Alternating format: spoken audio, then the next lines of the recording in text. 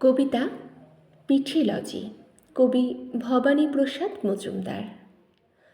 পিঠে নিয়ে রিসার্চ করে পতিতপাবন শেঠ এ বছর এই পাটনা থেকে পেলেন ডক্টরেট।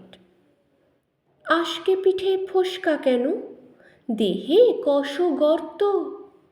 কোথায় পিঠের জন্মভূমি, স্বর্গ নাকি মর্ত? পাটিসাপটা নামটাকে কে করলো আবিষ্কার?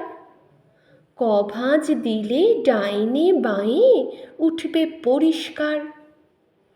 পুলি পিঠের দুই ধারেতে দুটোই কেন লেজ?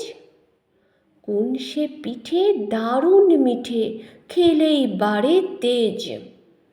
কোন পিঠেটা খেলেই ভীষণ বাড়বে মনের জোর?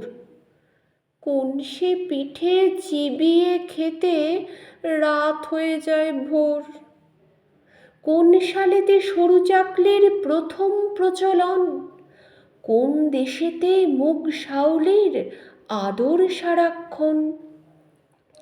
কোন সে জেলার গোকুল গ্রামের কোন বাড়িতে কবে গোকুল পিঠে সর্বপ্রথম জন্ম নিল ভবে?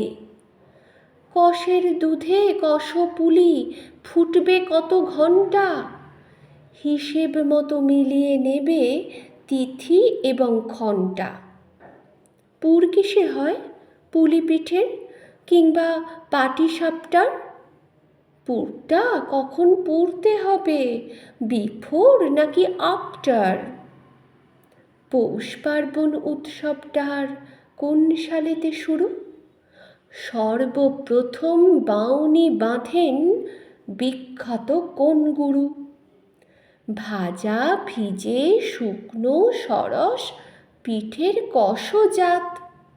ঝালপুলি আর মিষ্টি পুলির মধ্যে কি তফাৎ? হাজার পিঠের হাজার নিয়ম, হাজার রকম স্বাদ। একটু এদিক ওদিক হলেই সব কিছু বরবাদ। এমনি করেই তথ্য লিখেই পতিতপাবন শেঠ বিশ্ববাসীর মুন্ডুগুলো করেই দিলেন হেঁট।